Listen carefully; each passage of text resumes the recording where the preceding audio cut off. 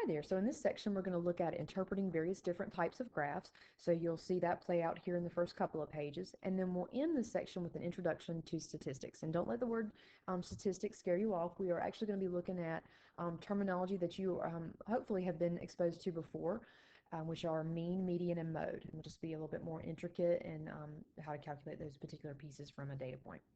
Now, with these first couple of problems here with looking at interpreting a graph, I encourage you that you might want to pause the video and try these on your own first and do as much as you can solo and then come back for my explanation. So, and in fact, I'm actually going to skip this first example here on circle graph and just come on down to, I'm skipping it up. I'd say, you try it on your own, check yourself by the solution key. I'm going to come down here to example 1, and this is the one that I'm going to choose to do down here below in the video for you, okay? But all of these are straightforward, and you will notice that some of our formulas from our previous sections will pop up. For example, our part equals percent times whole, our relative change. So those are going to be formulas that you're going to see pop up again as we read through and interpret some of these graphs that I'm presenting to you. All right, so down below here in example 1, it says, what language do most people choose to study? So looking at this circle graph, we are talking about foreign languages that are studied by folks, and then it's color-coded here, so we can see that the largest wedge is this pink one here, and that equates to Spanish. So we'd say our first answer there would be Spanish. Part B wants to know just what percent of the people chose to study German. So you come over here, you're looking at your German, that's the blue wedge. I mean, we put the percentage here as well as you can look at it here on the circle graph. So that would be 5%. All right, let's come on down below. It says now, I'm going to suppose that 2,500 people participated in this poll.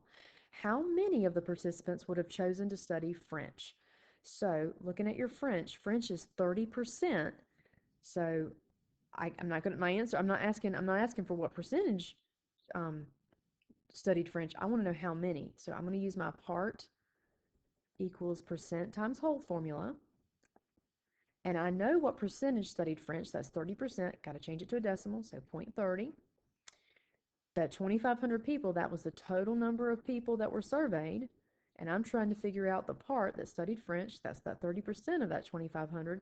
Should be able to put that in your calculator all at one time and arrive at 750 people then that study French. Final answer. All right, and then we'll come on down to letter D. It wants to know how many of the participants would have chosen to study German or Italian. So again, I'm using my part equals percent times whole.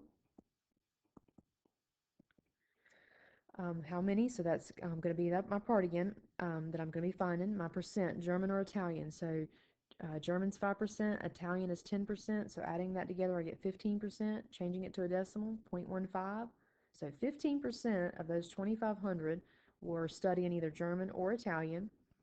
Multiply that together, and we're talking about 375 people that were studying either German or Italian.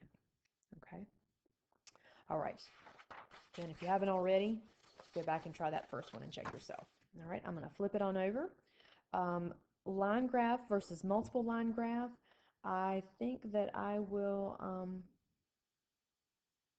yeah, I think it's pretty straightforward even from the solution key. I'm going to come up and I'm going to do the top one with you and let you try example 3 on your own. All right, so here we are looking at a car's value over time. So time is measured here on the x-axis, value over here on the y-axis. So we can see then, here's the car's value here in red, decreasing over time.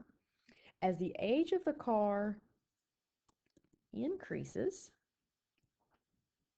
the value of the car, hopefully you agree, it's going down, so it decreases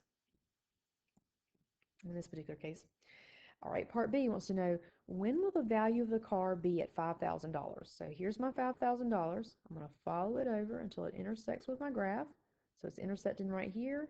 Follow it down. Okay, that's going to be in 9 years. All right, part C wants me to calculate the value of the car at 3 years. So here's my time, 3 years. Follow it up until it intersects the line. It's hitting it right there. Bring it over. Okay, we're talking about that it would be worth $20,000 at that point. Okay. Then in part D, it wants to know, in what year is the value half as much as the value for year 3? Okay, so now think about this. Okay, the value for year 3 we just computed was 20,000, but we want it to be worth half that amount. So half that amount would be 10,000. So I'm thinking about here 20,000. I'm going to divide it by 2. So I'm trying to figure out when does it equal 10,000. All right, so I come over here to my 10,000, follow it till it intersects the line, come on down. Oh, that's going to be 7 years. Final answer. Okay. Like I said, I'd like for you to try example 3 on your own. You will notice that in example 3, part D is going to ask you to calculate the percent change. That's the same as your relative change. Your new minus old divided by old times 100. So that's that same formula that's coming from our percentage notes. Okay. All right, I'm going to have us flip those on over. And at the top, you were looking at a bar graph. Those are usually pretty straightforward. So again, I'm going to let you do that one on your own. And I'm going to come down to a stack plot because this one is a little different, okay? And so it might be something you may or may not have seen before. To me, whenever I look at these, I always think that they look like something that belongs like in a geology textbook. They look like a cross section of the earth, like of the soil, right? So the importance of a stack plot, it should, in terms of reading it, is always important that you read the top and the bottom. I wrote this up here. It's always important that you read the top and the bottom of your wedge and then subtract if you're asking a particular point value, okay? All right, so here we are looking at the wildlife population of bears, dolphins, and whales, okay? So it's telling you your whales are up here up top in gray, dolphins are here in the orange, and our bears are in the blue, okay? All right, so part A wants us to approximate the bear population in 2022. So here's our 2022. Bear population is the blue wedge. So what needs to happen is we need to read the top and the bottom of that wedge. Now, we know the bottom is 0, so we know we're going to be subtracting 0. But then I need to follow this one over. I'm going to try to be as straight as I can. I follow this over.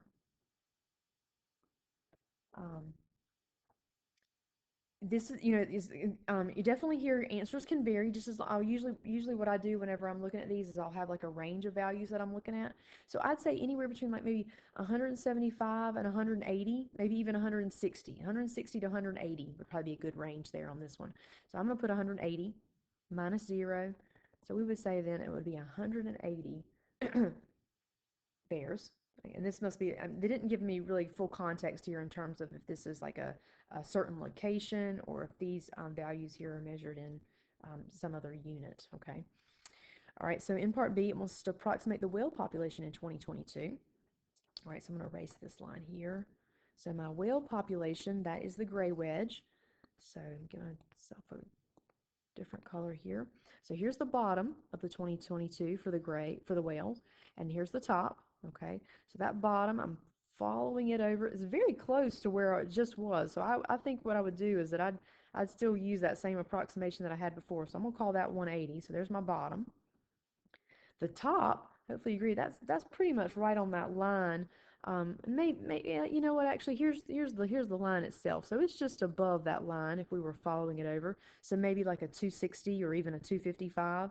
I'll go with 260, a nice even 260. So then 260 minus 180, we would expect a population of 80 whales, okay? All right, and again, this has to be like in terms of like a certain location. All right, so in part C, approximate the dolphin population in 2019. So here's 2019. All right, so there's my lower and upper part of that wedge. All right, I'm going to try to follow that over. Not too bad. Not too bad there. Okay, so hopefully you agree here. That's kind of landing right in the middle, so probably somewhere in 120 to 130 would be a good range. I'm going to put 130 on that.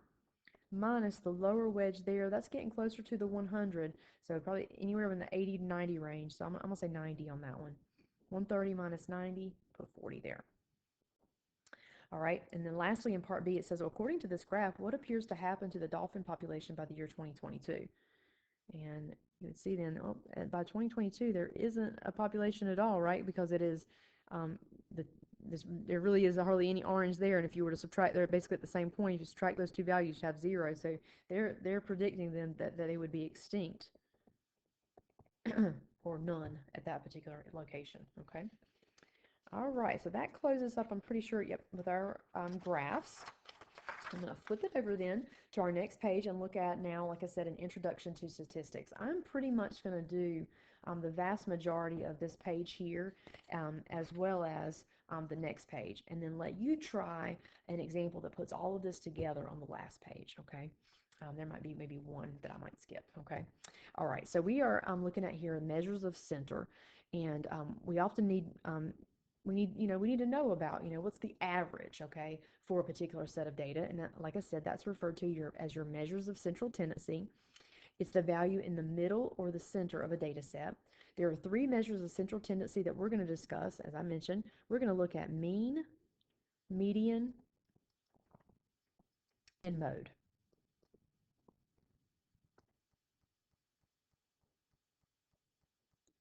Okay. I'm going to start here with mean. The mean is your classic average. Okay, so when I use the word mean, I'm just referring to your classic average, and your classic average is to add up all your data points and divide by the number of data points that you have. This is the common, though, notation that's used in a statistics class, or even for those of you going on to take Math 143, you're going to have a unit on statistics as well. So the symbol here, this X with a bar over it, is read as X bar, and that stands for your sample mean, okay, or your average. That means to add up all your x's and divide by the number of data points. Another way that you can write that is to use the sigma notation here. So this notation here is known as sigma, and so that means to sum up all of your x's, divide by the number of data points. Okay. All right. So it will be noted that your mean or your average takes into account all of your data points, and it is affected by extreme scores, which are known as outliers. Outliers are data points that are much higher or much lower than all of your other data points, and we'll talk more about that here in a few moments. But it should be noted that your mean is the most common used measure of central tendency. It's just to find your classic average. So down below here in example 6, it says that Simone tosses a frisbee as far as she can 15 times, and the following distances measured in feet were recorded. So we're saying she tossed it one time, it went 103 feet, she tossed it another time 189 feet, and so on, okay? So, and what we want to do here is we want to calculate the mean distance that she tossed her frisbee. So what we would do then is you might want to take a moment, if you would like, take a moment, pause the video, and add up all of those data points, okay? But our mean, our X bar, is going to be equal to adding up all of those data points, and if you did that, you should hopefully land at 2580 divided by the total number of data points here, which is 15. And so then 2580 divided by 15 should put you at 172. So the average distance that she was able to toss that frisbee was 172 feet, okay?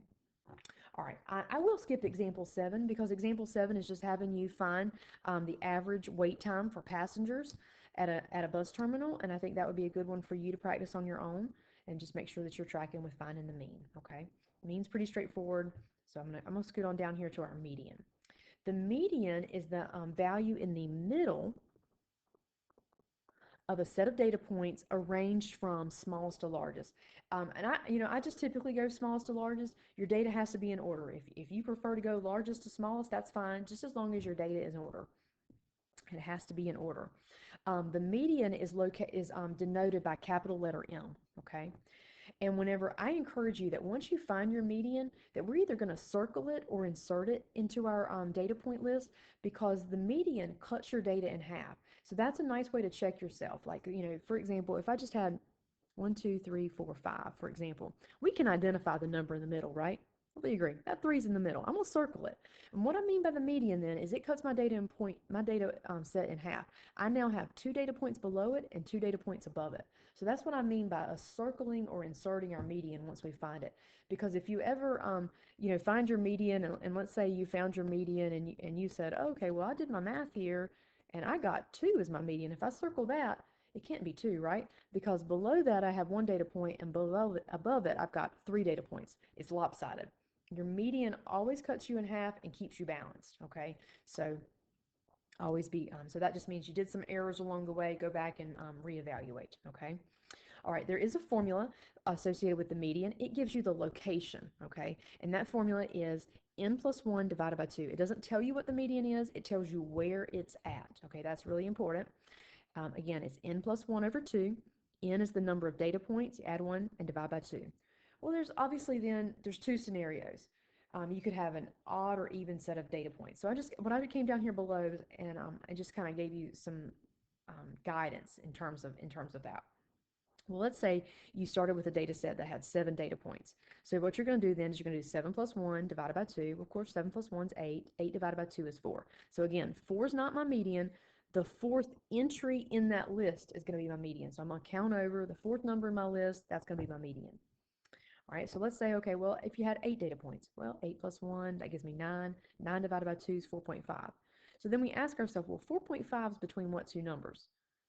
4.5 is between 4 and 5. So what that means then, to find my median, I'm going to go through my list, and I'm going to add the fourth and fifth numbers, add them together, and divide by 2, and that is going to be my median, and that's going to be a median that I end up inserting, okay?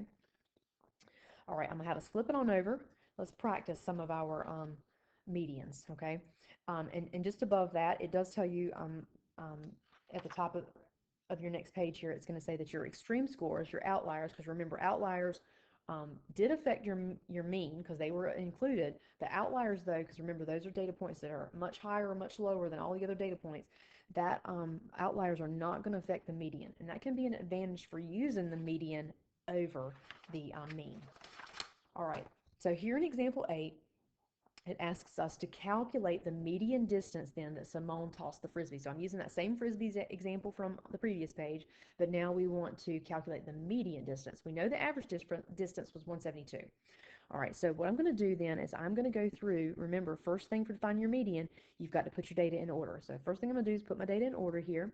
So I've got that 95.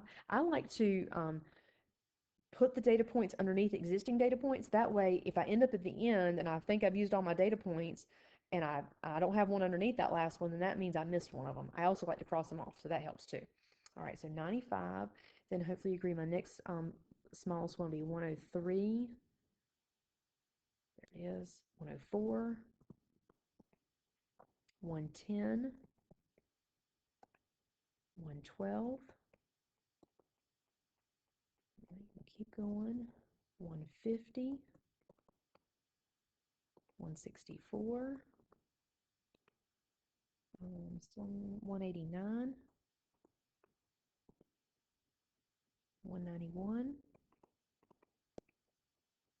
Got another 199, 199. I think I've got all the 100s taken care of, so now I'm moving my 200s. So I've got a couple of 200s, so 200, 200, crossing those off. Move to 212, 271, and 280. All right, so now we know to find our median using my formula. Number of data points, there were 15 times that and you can count, but there were 15 times that she tossed this Frisbee. So 15 plus 1 divided by 2. 15 plus 1 is 16. 16 divided by 2 is 8. So remember, this doesn't even make sense here. You know, she didn't toss it 8 feet. Remember, that's the location. I want the 8th number in my list, so I count over 1, 2, 3, 4, 5, 6, 7, 8. I'm going to circle that 189. So I'm taking the 8th entry in my list, and that is 189 feet. Okay, now kind of go back, like I said, it was kind of showing you at the beginning. Check yourself, make sure that you have the same number of data points below that median as you do above it. So over here I've got 3, 6, 7 data points below and 3, 6, 7 data points above it. So I do have the good median there, 189 feet. Okay. All right, I do want to do example 9 with you on this one because this median will be a little bit different. We are looking at that same wait time data as the previous page for the Atlanta bus terminal, and I want to find the median wait time. All right, so I'm going to come down here. First thing I need to do is put these wait times in order. So I'm going to do 4, 4.5. I've got a 5, another 5, 5.5, 6, 6.5, 7, 7.5, and 8. Right, 7, 7.5, and 8. Got them all. Okay. So this time I've got 3, 6, 7, 8, 9 data points. So 9 plus 1 divided by 2. All right, so 9 plus 1 gives me 10. No, there should be 10. Wait a minute, did I count wrong? 1, 2, 3, 4, 5, 6, 7, 8, 9. Oh, excuse me. Let me start over. There's 10 data points there. 10 plus 1 divided by 2. All right, so I'm going to have 11 divided by 2. Do that division. That should put you at 5.5. All right, so I'm getting a decimal here, so I can't take the 5.5 entry. So I got to think about, okay, 5.5 is between the fifth and sixth numbers. So I'm going to take the fifth and sixth entries in my list, add them together, and divide by 2. So count over here: 1, 2, 3, 4, 5, and 6. So that's my fifth and sixth entries. So I'm going to take 5.5 plus 6, 5.5.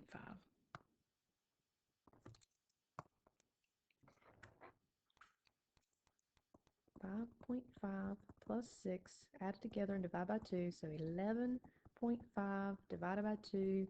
That should give you 5.75. All right, let me get a different color up here. All right. So 5.75, that would be minutes. Okay, that would be my median. Let me come up here then. I'm going to insert it where it would fall. So it would fall right there, 5.75. Let's make sure that I'm balanced. So underneath that 5.75, I have 1, 2, 3, 4, 5 data points. So in order for this to be my true median, I should need to have 5 on the right. 1, 2, 3, 4, 5 data points above it. So 5.75 is my median. Okay. So that gives you those are the only two ways that the median can look, all right? When you divide, you can get a whole number. When you get that whole number, that tells you exactly what entry to take. If you divide and get a decimal like we did here, then ask yourself what, that decimal then is between what two whole numbers. So 5.5 is between 5 and 6. So I take the fifth and sixth numbers in my list, add them together, and divide by 2. So 5.5 and 6 happen to be the fifth and sixth numbers. All right, last measure of central tendency that we'll look at is the mode. And the mode is the score that occurs most frequently or most often. So think about mode most, okay? When 2 points occur with the same greatest frequency, each one is a mode and the set is referred to being bimodal. When more than 2 scores occur with the same greatest frequency, each is a mode and the set is considered to be multimodal. When no score repeats, we stipulate that there is no mode. It's important that you not write 0. If you write 0, then you're telling me that there was a data point in that list of 0 that occurred more often than any of the other data points, okay? So if nothing repeats itself, we need to write no mode and don't write 0. That's a common mistake that I see folks do, okay? Sometimes a frequency table might be helpful in finding the mode, okay? I don't think I'll demonstrate that necessarily here in this particular set of notes, but you might see that happen, like for example, in your upcoming math class.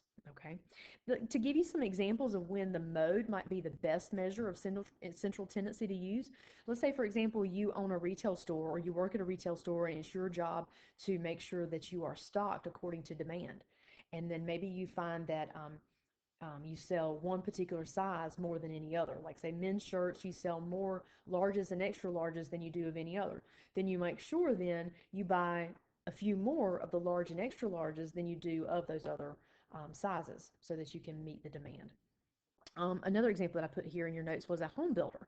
Like if you are in construction and you're building homes and you've got several pieces of property that you want to build homes on, you want to then be aware of what type of home is selling most often in that area, right? Are they starter homes that are, around 1,500 to 1,800 square feet, or are they larger 2,500 to 3,000 square foot homes, for example? Okay, so that would be an example of, both those would be examples of we would be looking at what is selling most, okay, so that you can prepare adequately. All right, so I'm going to come down here below and look at example 10 and 11 with you. So in example 10, we were looking at, I want us to calculate the mode for Simone's frisbee tosses, okay?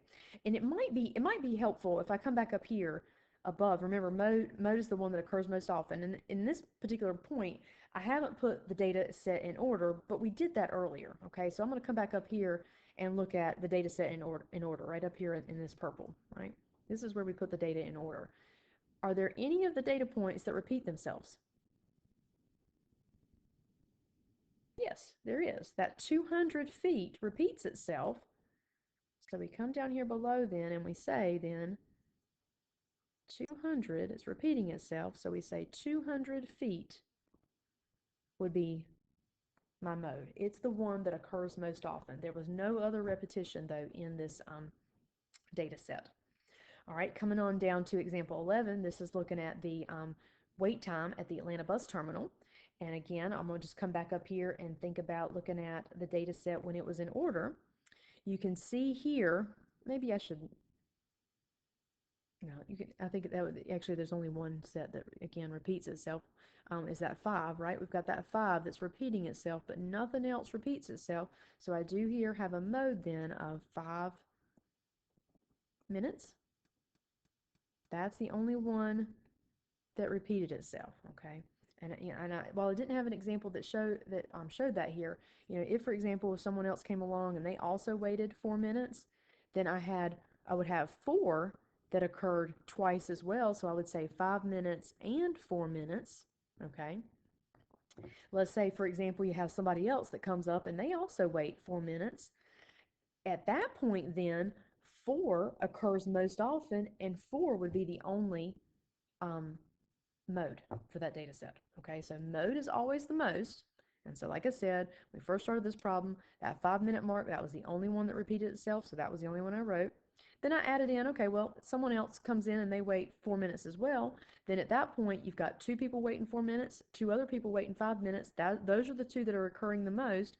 So I put the 4 and the 5 there. But again, if you have somebody else that comes in and waits that 4-minute mark, then 4 minutes becomes the one and only mode, okay?